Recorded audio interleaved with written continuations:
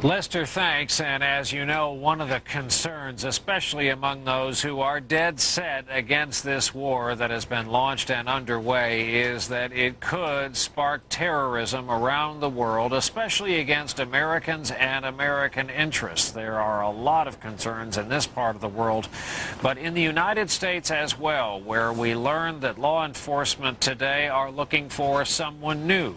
NBC News Justice correspondent Pete Williams is with us with the story. Pete?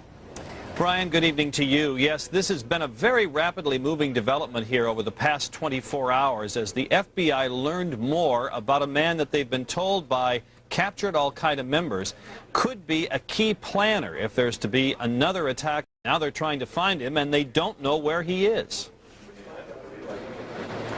As the police and National Guard fan out nationwide to protect potential terror targets, the FBI tonight is urgently seeking their help in finding a man believed to be a top al-Qaeda operative who could be in the U.S. He's identified as Adnan el-Shukrijumah, 27 years old, around 5.5 feet tall, speaks fluent English, and as medic, he uses an inhaler. Investigators believe he's another Mohammed Atta, the key planner in the 9/11 attacks. And even more worrisome, he's believed to be a trained pilot. One of his Arabic nicknames is Jafar the Pilot. FBI agents today searched this house in Miramar, Florida, Shukrijumah's last known address, questioning his parents.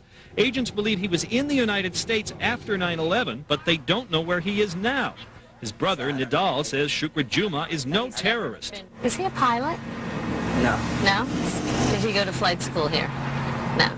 Even so, captured al-Qaeda members have told U.S. interrogators that Shukrijumah would be central to the planning for any further terror attacks against Americans, either here or overseas. In Arizona, meantime, extra security was deployed to the Palo Verde power plant near Phoenix, the nation's largest nuclear generator, a response officials say to a specific threat. It was obviously serious enough and deemed to be credible enough that we've got several the appropriate federal agencies investigating. Tonight, officials say that threat now appears less credible.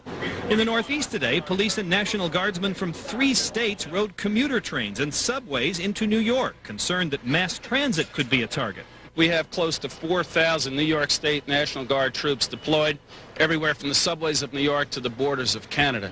In Los Angeles, Mayor James Hahn inspected the city's water supply, where testing and security are both up. Hundreds of tests being performed, make sure that if anything does contaminate the water supply, we know about it instantly. That was the south side of 108. Washington, D.C. put its police officers on 12-hour shifts, and signs went up from Homeland Security with a number to use for calling in tips. And nationwide, extra security was especially visible at airports. Traffic backed up for half an hour this morning at Seattle-Tacoma as the National Guard searched cars. Cities and states determined to prevent acts of terror. And it's becoming harder and harder, Brian, for people who have just come into Washington to walk around and see the sights themselves. Earlier this week, the Secret Service closed off pedestrian traffic for the block or so around the White House, all the way around the White House, Pennsylvania Avenue to E Street, 15th Street to 17th Street, an area you know very well. You can't now, walk up and stick your camera through the fence and take a picture of the White House because you can't be on that sidewalk. And today, the U.S. Congress decided to suspend walk-in tours at the Capitol. Now, it'll still be possible to get a tour if you're part of a previously arranged group. You can still go to your member of Congress and get a little ticket to go into the gallery and watch Congress debate, but before they give you that ticket, they will check your name. Brian? Pete, is there any correlation between the release of this story today, the guy they're looking for, and the start of the war in earnest today? Not directly. They've actually been interested in this person. They've known about him for several months, but he is a person who is very adept at using false identification. He apparently took al-Qaeda training in how to falsify documents. He travels with at least 4 passports. He's Saudi. He has a Saudi passport, Canadian, one from Trinidad, one from Guyana. He's very adept at slipping in and out of the country, and so when they first got onto him, they put out actually a wanted poster in February, but almost everything on it was wrong. His name was wrong, they had the wrong picture, and only recently have they decided, or have they discovered rather, how very, very important he is. So, no, I think the urgency with which they got the word out is directly related to the war, but their interest in him is something they've been developing for some time. Pete, it's always so striking when Americans travel to airports like Heathrow or Athens or Tel Aviv when the law enforcement people are walking around openly with giant automatic weapons, what's openly a machine gun and clearly visible.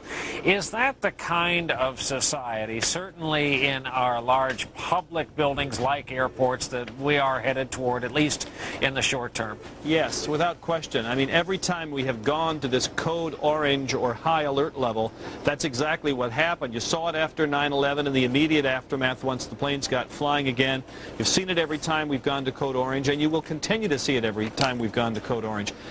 There's a continuing concern about air travel, Brian, and you know, I think most passengers would agree that the Transportation Security Administration, it has been much smoother. But in terms of the security you see, yes, very much that. Parking has been moved away from airport terminals. There are many more random searches of cars. And just today there was a hearing in Congress with some members of Congress very concerned still about the threat of shoulder-fired weapons, somebody firing a missile here in the U.S. at a plane, and the discussions about how to solve that problem, which of course is a long-term issue that's not directly related to the war. But you're right, every time we go to this, and certainly for the duration of the combat, we're going to see that heightened security in U.S. airports. Well, we needed a new aviation worry right about now. Pete Williams in our Washington Bureau tonight. Pete, as always, thanks. Yes, sir.